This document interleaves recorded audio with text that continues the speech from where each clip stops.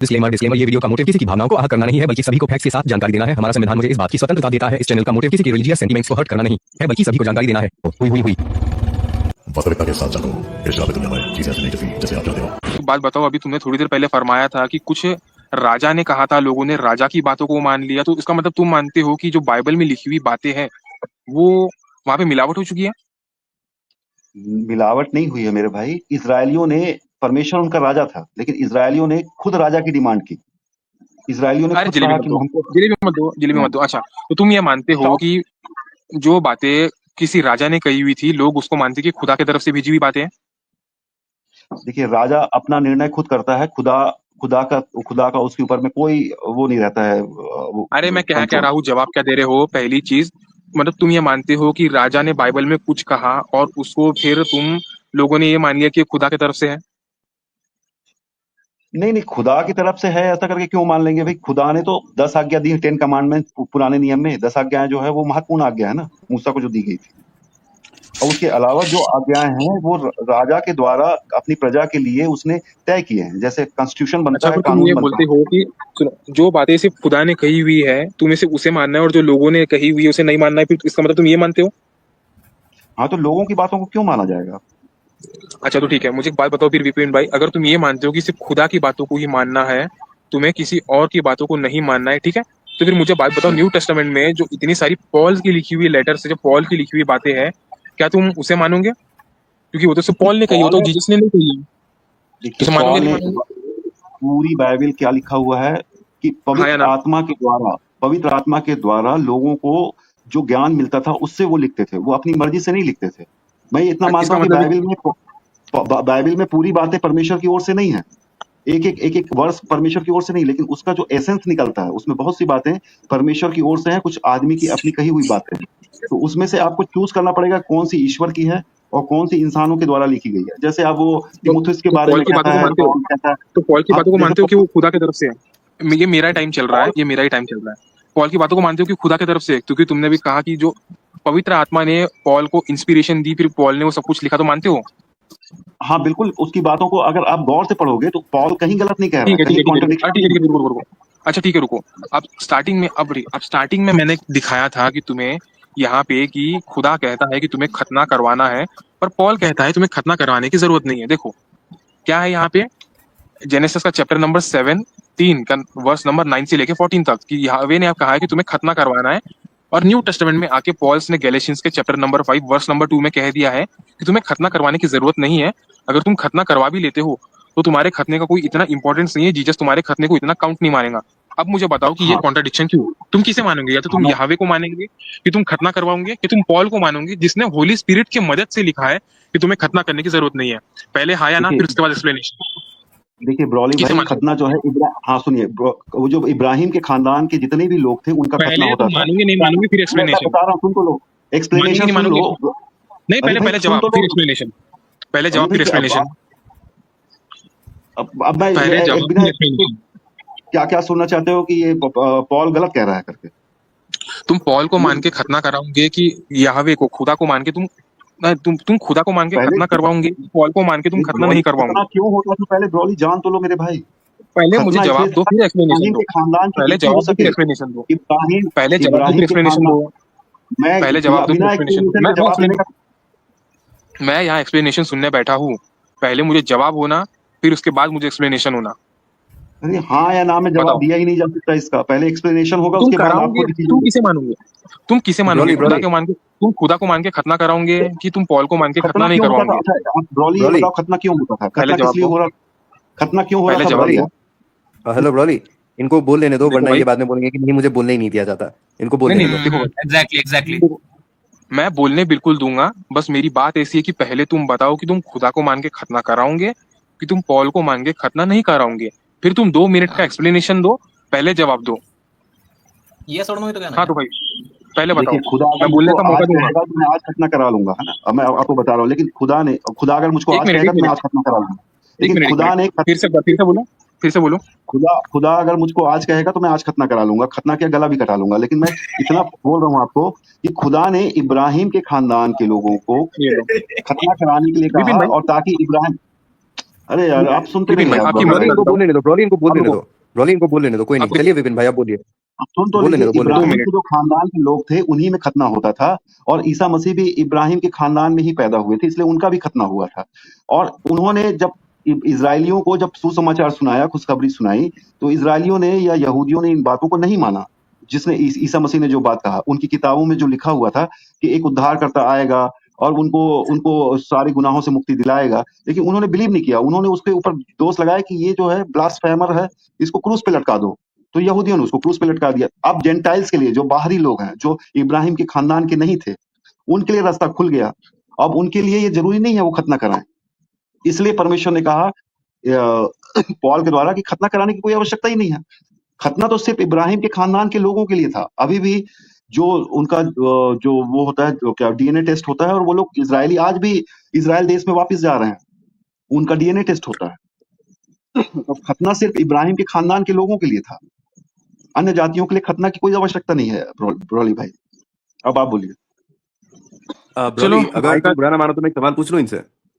एक मिनट। अब साथ के मैं एक आर्गुमेंटेशन दे देता हूँ, फिर उसके बाद में जरूर पूछना। तो भाई ओके, थोड़ी सी जलेबी खत्म होने के बाद में मैं थोड़ी जलेबी तोड़ता हूँ। देखो भाई, जेनेसिस का चैप्टर नंबर 17 का वर्स नंबर 9 से लेके 14 तक बिना जलेबी मारे आपको पढ़ाता हूँ verse. The God said to the Abraham, for you must keep my covenant and you and your descendants after you for the generations to come. मतलब मैं तुम्हें खतने की जो बताने वाला हूँ, तुम्हें अपने पीढ़ी दर पीढ़ी को बताना है, और पीढ़ी दर पीढ़ी होने के बाद में तुम्हें इसे चीज को करना है। This is my covenant with you and your descendants after you, and the covenant you are keep. Every male among you shall be circumcised. मतलब तुम में से हर कोई होगा, तुम्हें उसका पेंसिल छिलवानी होगी, तुम्हें खतना कराना होगा। You are to undergo the circumcision. It will be sign between covenant you and me. तुम खतना कराओगे, ये तुम्हारे बीच का और मेरे बीच के जो है वो डील है, सौदा है। The generations come after you, the male among you, you shall be the 8 days must be circumcised, including those who are born in your household or brought with money from the foreigner, or those who are not your offspring. ध्यान देने वाली बात ध्यान से सुनिए, किन किन लोगों को खतना करवाना है। पहली चीज कौन है? For the generations to come, the male among you, the in 8 days old must be circumcised. जो तुम में से कोई पैदा होता है और 8 दिन का लड़का होता है, तुम्हें उसकी पेंसिल छिलवानी है। Including those who are born in your household, जो तुम्हारे घर में पैदा होगा तुम्हें उसकी भी पेंसिल छिलवानी है। Brought with the money for a foreigner, मतलब तुम अगर किसी को पैसे से खरीद के लेके आते हो स्लेव को, तुम्हें उसकी भी पेंसिल छिलवानी है। और those who are not your offspring, जो तुम्हारे बच्चे नहीं हैं, तुम्हें उसकी भी पेंसिल छिलवानी है। मतलब तुम्हें हर किसी की पेंसिल छिलवानी है, चाहे वो तुम्हारे घर से हो, चाहे वो तुम्हारे घर से ना हो। उसके बाद में फिर whatever born in your household or brought toward your money shall be circumcised. और ये क्या था? My covenant in your flesh will be an everlasting covenant. मतलब जो मैं तुम्हें कवर्नेंट दे रहा हूँ, मैं जो तुम्हें हुक्म दे रहा हूँ, ये हुक्म कैसा होगा? ये एवरलास्टिंग, ये हमेशा हमेशा के लिए होगा। और किसके लिए होगा मेरे भाई? जो तुम्हारे घर में पैदा हुए उसके लिए भी, जो तुम्हारे घर में पैदा नहीं हुए उसके लिए भी, और जिनको तुम स्लेव बना के लेके आ रहे हो उनके लिए भी। My any other circumcised male who has not been circumcised in the flesh will be cut off from his people and has broken my covenant. जो भी बंदा अपनी पेंसिल नहीं छिलवाएगा, वो बंदा मतलब कि मेरे कवर्नेंट को फॉलो नहीं करेगा, उसे अपने आप से दूर करा लो। Any other circumcised male who has been not circumcised in the flesh will be cut off from the people and has broken my covenant. उसे अपने लोगों से अलग कर दो, क्योंकि उसने अपनी पेंसिल नहीं छिलवाई। तो विपिन भाई, पहली चीज, खुदा ने जो पेंसिल छिलवाने की बातें बोली है, वो सिर्फ अब्राहिम को नहीं, बल्कि अब्राहिम के साथ साथ दुनिया के सभी लोगों के लिए भी बोली है जो कि ईमान लाते हैं। मैंने क्या कहा था? पहली चीज, जो तुम्हारे घर में पैदा हुए हो, जो तुम्हारे घर में ना पैदा हुए हो, और जिनको तुमने खरीद के लाए हो स्लेव बना के, उनकी भी पेंसिल छिलवानी है। और सेकंड चीज, ये कवेनेंट कैसी है? एवरलास्टिंग, मतलब जो हमेशा हमेशा के लिए रहेंगी। अगर इस कवर्नेंट को एक टाइम पे आने के बाद में मानना बंद कर दिया जाए, इसका मतलब ये होगा कि ये कवर्नेंट एवरलास्टिंग नहीं है और खुदा की बात झूठी साबित होगी, क्योंकि खुदा ने कहा है कि ये कवर्नेंट एवरलास्टिंग रहने वाली है। ये सेम बात ऐसी आ जाएंगी जैसे मैं कहता हूँ कि भाई मैं हमेशा रोज सुबह 6 बजे उठूंगा, पर मैं 2 साल बाद में अपनी इस कही हुई बातों से मुकर जाता हूँ और रोज सुबह हमेशा 7 बजे उठना शुरू कर देता हूँ, तो मेरी बातें झूठी साबित होंगी कि जो मैंने कहा था कि मैं अब से जिंदगी भर रोज सुबह 6 बजे उठूंगा। अब माइक गोस टू यू, बिना जलेबी बनाए जवाब दो। अच्छा, युगान युगान युग तक का ये वर्ष बताइए, कहाँ कहाँ पे लिखा हुआ कि युगान युग तक ये जो है खतना की प्रथा जारी रहेगी करके? भाई अभी मैंने पढ़ा नहीं, देखो बता देता हूँ, चलो। बताओ ना कौन से वर्ष में है? Genesis Genesis chapter number 17 verse number ये है 13 है ये। Genesis chapter number 17 verse number 13, और मैंने पढ़ के भी बता दिया हूँ और स्क्रीन पे भी प्रेजेंट है। अब जवाब दो।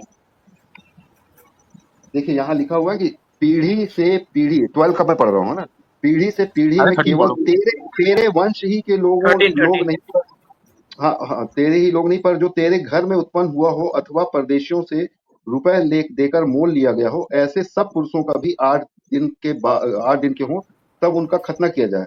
जो तेरे घर में उत्पन्न हो अथवा तेरे रुपए से मोल लिया जाए, उनका खतना अवश्य ही किया जाए। इस प्रकार तुम मेरी वाचा का, जिसका चिन्ह मैं तुम्हें देह पर होगा, युग युग रहेगी। युग युग रहेगी या युगांतर रहेगी? हिंदी ट्रांसलेशन युग युग रहेगी कि सुनिए ना ब्रॉली, युग युग रहेगी कि युगांतर तक रहेगी, हमेशा के लिए रहेगी कि युग युग रहेगी? भाई एवरलास्टिंग का मतलब क्या होता है, जरा बताना मुझे।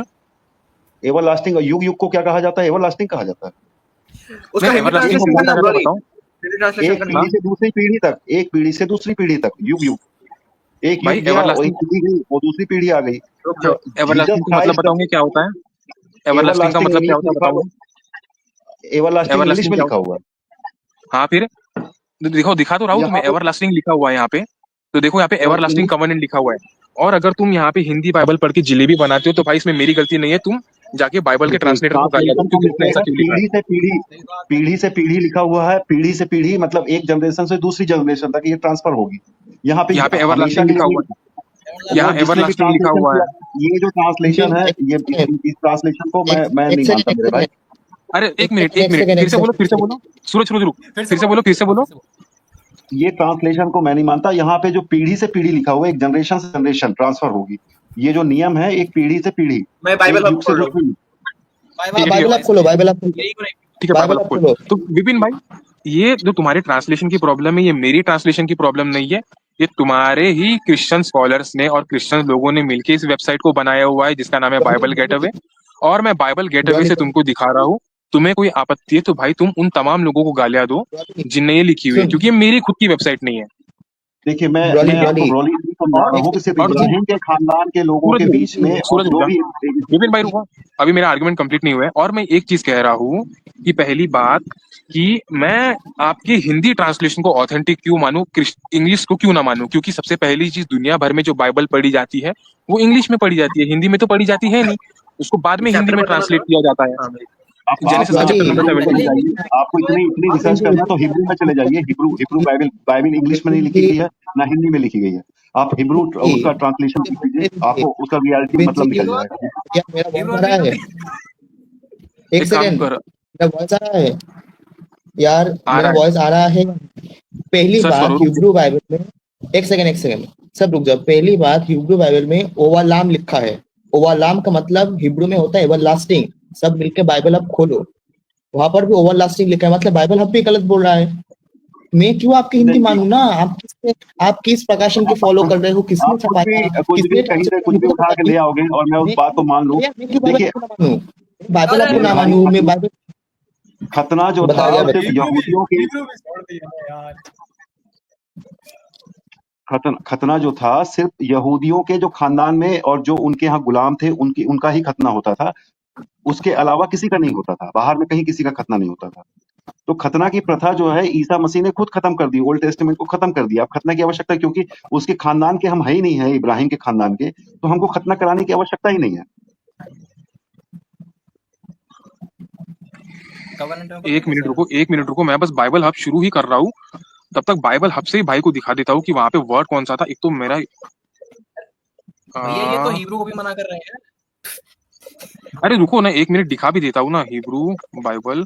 एक मिनट तुम लोग थोड़ी बात करो, तब तक मैं हिब्रू बाइबल एक मिनट अब भी ट्रांसलेशन ओपन करके दिखाता हूँ।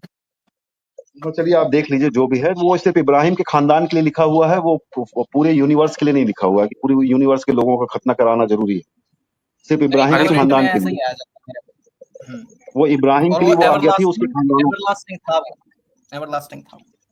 इब्राहिम के खानदानों के लिए थी ना। आज भी इब्राहिम के खानदान के कहाँ लोग लिखा जिंदा हुआ है। है only for your generation and descendant? कहीं नहीं लिखा हुआ है तो ओनली, ये बना रहे हैं। इब्राहिम के अरे अरे खानदान किंग बनू इब्राहिम एक के सेकंड खानदान के लोग आज भी यहूदी जिंदा है, आज भी वो खतना करा रहे हैं। अच्छा लेकिन ठीक है। हम ए, हम भी हम बना रहे हैं इब्राहिम इसमें के खानदान विपिन विल्सन ब्रो जी विपिन विल्सन ब्रो मैं आपसे सीधा एक बात पूछता हूँ, सीधा सीधी जवाब दीजिएगा अगर हो सके तो। आप ओल्ड कॉवेनेंट को मानते हैं कि नहीं, फॉलो करते हैं कि ओल्ड कमेंडमेंट को उसको मानने की आवश्यकता ही नहीं है नया नियम आने के बाद में। भाई एक वसीयत लिखी जाती है 10 साल पहले और एक वसीयत मैं मरने के पहले लिख दूं, तो जो मैं मरने के पहले लिखूंगा वही वसीयत तो लागू होगी ना। तो जीसस क्राइस्ट मरने के पहले एक नया नियम दे दिए हैं और उस नए नियम को सबको फॉलो करना है कि बस इतना ही है नया नियम, अपने पापों को मान लो, छोड़ दो, एक दूसरे से प्यार करो जैसा नहीं। मैंने अच्छा तुमसे अच्छा प्यार ठीक है, किया तो फिर वैसे मुझे ये करो। बताए, नहीं एक सेकंड मार सकते उसमें मुझे ये बताएं कि तो फिर मैथ्यू के 5वें अध्याय के 17वें श्लोक में क्यों आपके ईसा मसीह ने ये कहा है कि मैं पुराने नियम को हटाने नहीं आया, बल्कि उस पुराने नियम के जो भी गोल्स थे उन्हें फुलफिल करने आया हूँ। और तो अगर ऐसी ही बात है 31 तो आपको इर्मिया 31 को पूरा किया ना कि एक नया नियम दिया उसने। पुराना नियम हाँ तो था सिर्फ कि एक एक को नया दिया ना, नियम आने सिर्फ वाला एक को है। दिया ना, सिर्फ एक प्रोफेसी पूरी पुराने की ना। नियम उसने कहा कि मैं सारी प्रोफेसीज को पूरी करने आया हूँ, तो सारी प्रोफेसीज सारी को पूरी करो ना तुम। एक सारी ये तो प्रोफेसी तुम को, एक सिलेक्टिव कर रहे कुमारी हो। से पैदा हुए, क्रूस पे लटकाए गए, उनको क्रूस पे कैसे लटका के मारा गया, उनको कोड़े पड़े 39 कोड़े, वो सारी प्रोफेसी, उनको सिरका दिया गया मुंह में। भजन संहिता में लिखा हुआ है कि एक एक बात उनकी पुराने नियम में लिखी हुई है, जो जो उनके ऊपर में फुलफिल हुई है। 2 मिनट मैं की 70 जलेबी से बाकी है 80 बस, 2 मिनट की जलेबी बना और बस। स्क्रीन ऊपर ले, स्क्रीन ऊपर ले मेरा। एक सेकंड मैं एक चीज बोलना चाहूंगा विपिन विल्सन भाई, आपने जो ये सब बोला ना कि उनको ये होंगे वो होंगे, ये सब पनिशमेंट्स लिखे गए थे ओल्ड कवर्नेंट में जो फॉल्स प्रॉफिट को दिए जाते हैं बाय द वे, अगर मैं अच्छा गलत तो नहीं ये हूं वो तो। false- अगर वो ओके false ओके ओके होते तो ओके उनके ओके ऊपर ओके कैसे ओके होते? रुक जा, सास के रुक जा। अच्छा तो सीकर दिखाना शुरू कर। कौन सा था? जेनेसिस हाँ। का चैप्टर नंबर, जेनेसिस का चैप्टर नंबर 17 वर्स नंबर 13 था। ओके नीचे आओ नीचे आओ नीचे आओ थोड़ा नीचे आओ नीचे आओ। हाँ हाँ यहाँ पे एवरलास्टिंग के लिए वर्ड क्या लिखा हुआ है? हिब्रू लाम। और यहाँ पे इसको मेरे को पता भी नहीं क्या है। देखो यहाँ पे एवरलास्टिंग लिखा हुआ है यहाँ पे मेरे भाई।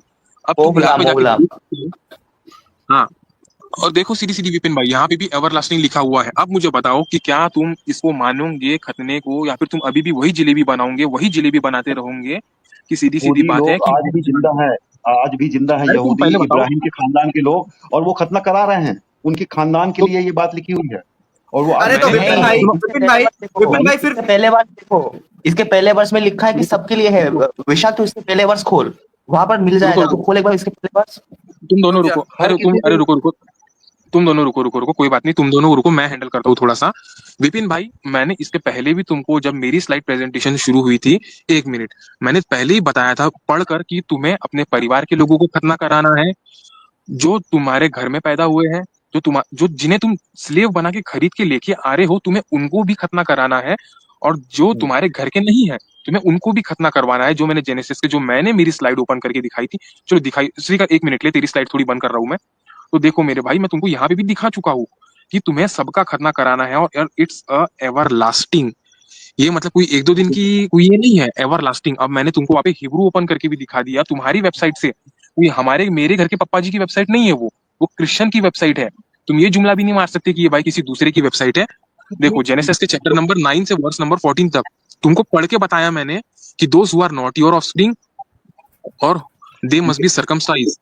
तो अब मुझे बात रॉलिंग, बताओ कि अब तुम किसे मानोगे? खुदा को मानोगे कि उसको पॉल को रॉलिंग, मानोगे? वो बताओ। बात मैं मान रहा हूँ आपकी। वो इब्राहिम के खानदान और उसके खानदान से जुड़े हुए जो भी लोग हैं, चाहे उनके यहाँ जो भी स्लेव हो, जो भी उनके यहाँ पे गुलाम हो, उनका सबका खतना किया जाता था और किया जा रहा है आज भी। वो इब्राहिम के खानदान के लोग इजराइल देश में आज भी रह रहे हैं यहूदी, और वो आज भी तो खतना मैं करा तुम्हें रहे हैं। क्या कह और रहा जब हूँ, तक दुनिया रहेगी आखिरी वर्ष तब तक वो खतना कराते रहेंगे। आखिरी वर्ष उनका पढ़ो। खतना आखिरी वर्ष में उनका क्या रुको, आखिरी वर्ष में क्या लिखा हुआ है? आखिरी वर्ष में तुम्हें क्या पढ़ा रहा हूँ, देखो। Any uncircumcised male who has not been circumcised in the flesh will be cut off from his people and has broken my covenant. तो यहाँ पे यहोवा ने ये नहीं कहा है कि तुम्हें ही कराना है। यहोवा कह रहा है कि जो अपनी पेंसिल नहीं छिलवाता है, वो मेरी कवेनेंट को ब्रेक करता है, और उसे अपने लोगों में से अलग कर दो। तो यहोवा किसी 1-2 लोगों के लिए नहीं कह रहा, यहोवा सबके लिए कह रहा है यहाँ पे। अब मुझे बताओ कि तुम पॉल को के लिए मानोगे नहीं है। कि यहाँ तुम पे यहूदियों के खत्म गुलाम करोगे? और यहूदी जो इब्राहिम के खानदान के लोग हैं, और जो उनके खानदान से जुड़े हुए लोग हैं, जो गुलाम उनको, जिनको उन्होंने मोल लिया है, उनके लिए है। आउटसाइडर्स के लिए नहीं है ये। अच्छा रुको ये रुको कहीं रुको रुको, अब तुम थोड़ी जिलेबी, रुको रुको रुको, तुम्हारा मतलब तुम्हारा ये कहना है कि खुदा ने ये इब्राहिम से कहा था, इसलिए इब्राहिम के लोगों के लिए, ठीक है? हाँ, और जितने ठीक है उनके साथ ठीक है, अरे गुलाम रुको रहते रुको, थे उनके लिए। और मुझे कुछ नहीं जानना, और मुझे कुछ नहीं जानना, रुको। तो इस लॉजिक के हिसाब से जो तुम्हारी ओल्ड टेस्टामेंट और मूसा के 10 कमांडमेंट्स है, वो याहवे ने इजराइल के लोगों के लिए कहे थे और आज से 2500 साल पहले कहे थे।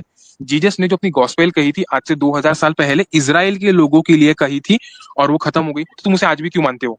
वो तो जीसस ने उसी टाइम के इज़राइल लोगों के के लिए कही थी। नहीं, अगर जब तुम्हारा यही इज़राइल के लॉजिक है, लोगों ने, हाँ, सुनिए ना, तुम्हारा यही लॉजिक है कि जो कवेनेंट है उस टाइम, मैंने म्यूट किया हो तुमको, तुम्हारे उस टाइम के लोगों के लिए ही दिए गई थी, तो भाई बाइबल भी आज के टाइम के लोगों के लिए नहीं दी गई हुई है। बाइबल भी आज से 2000 साल पहले बोली गई थी, तो तुम उसे आज भी क्यों मानते हो? नहीं तो ईसा मसीह ने ब्रॉली, उसने कहा कि जब जेंटाइल्स जब इजरायली उनकी बातों अरे को तो नहीं माने, तब उसने कहा कि जाओ, अपने चेलों को कहा कि जाओ जगत में, जाओ सब लोगों को, जेंटाइल्स को सुसमाचार सुनाओ, ताकि वो लोग कम से कम इस बात को सुन के परमेश्वर के राज में प्रवेश कर जाएं। उन्होंने तो वो तो उनकी उस, बात जब वो लोग नहीं मानी, रुको, हाँ रुको रुको, वो तो उस समय के लोगों के लिए कही थी और अपने डिसाइपल्स को कही थी, तो तुम उसे क्यों मानते हो आज? वो तो जीसस ने अपने चेलों को भाई कहा था, उन्होंने तो जीसस ने तुमसे आके देखो, कहा था, जीसस ने, मैथ्यू रुको, 48 में जीसस कहा ने ना कि आके जाओ क्रिश्चियन जगत से में, कहा था। हाँ हाँ, तो उन्होंने, मैं भी मान रहा हूँ ना, मैं भी मान रहा हूँ जीसस ने ये कहा है कि दुनिया के लोगों को जाके चेला बनाओ, पर जीसस ने ये बातें तो अपने चेलों को कही थी। जीसस ने आज के लोगों के लिए थोड़ी ना कही थी, जीसस ने थोड़ी ना तुम्हारे कान में आके कहा था कि जाओ दुनिया के लोगों को चेला बनाओ, जीसस ने अपने चेलों को कही थी। तो दुनिया भर के क्रिश्चियंस आज के टाइम पे क्यों गॉस्पेल फैला रहे हैं, जबकि ये बातें जीसस ने अपने चेलों को कही थी? बताओ। मतलब वो तुम्हारे इसीलिए हिसाब से फैला तुम्हारा रहे हैं लॉजिक कि ये है, ताकि लोग तुम्हारे पाप हिसाब से से मुक्ति तुम्हारा पा सकें। लॉजिक ये है कि गॉड ने कुछ पर्टिकुलरली लोगों को कहा है तो कुछ लोग ही मानेंगे। तो ठीक है, अब खतने की बातों पे तुमने क्या कहा था कि खतना सिर्फ याहवे ने किसके, वो अब्राहिम के लोगों को, इब्राहिम, इस्माइल के लोगों को कहा था, तो इसलिए इस्माइल का परिवार करवाता है, पूरी दुनिया खतना नहीं करवाती। तो जीसस ने भी जो गॉस्पेल फैलाने के बातें सिर्फ अपने चेलों को कहा था, तो दुनिया तमाम भर के लोग जो क्रिश्चियन है वो क्यों फैला रहे हैं? जीसस ने तुमसे आके कहा था गॉस्पेल फैलाने को? जीसस ने क्या कहा?